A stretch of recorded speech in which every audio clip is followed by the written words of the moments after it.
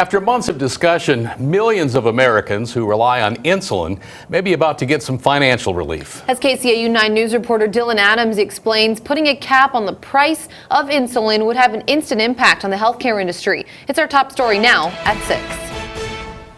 Hey, Tim and Sophie. Approximately 6 million Americans use insulin, according to the American Diabetes Association, and those people have seen the price for their life-saving medications skyrocket over the last 2 decades.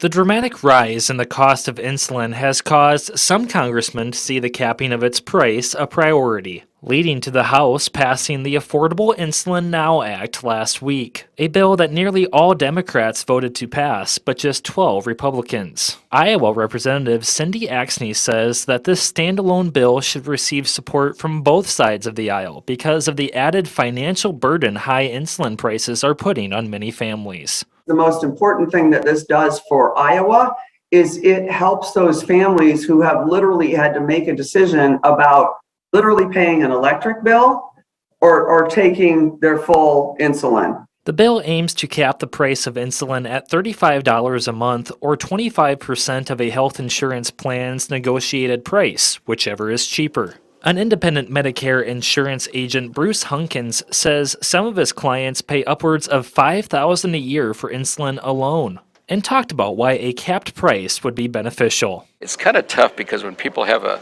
medication, whether it's for diabetic situation or respiratory, usually they're with it forever, and it's a huge expense. It puts them in the donut hole in a lot of cases.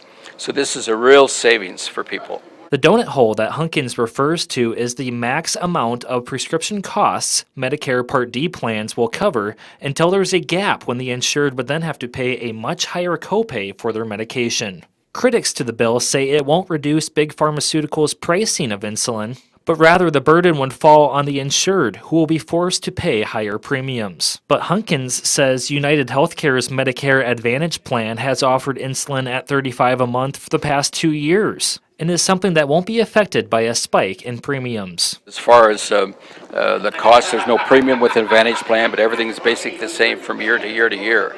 So that may or may not be a valid scenario. And Senate Majority Leader Chuck Schumer says he'll work with Republicans to bring a bipartisan bill to the Senate floor in the coming weeks.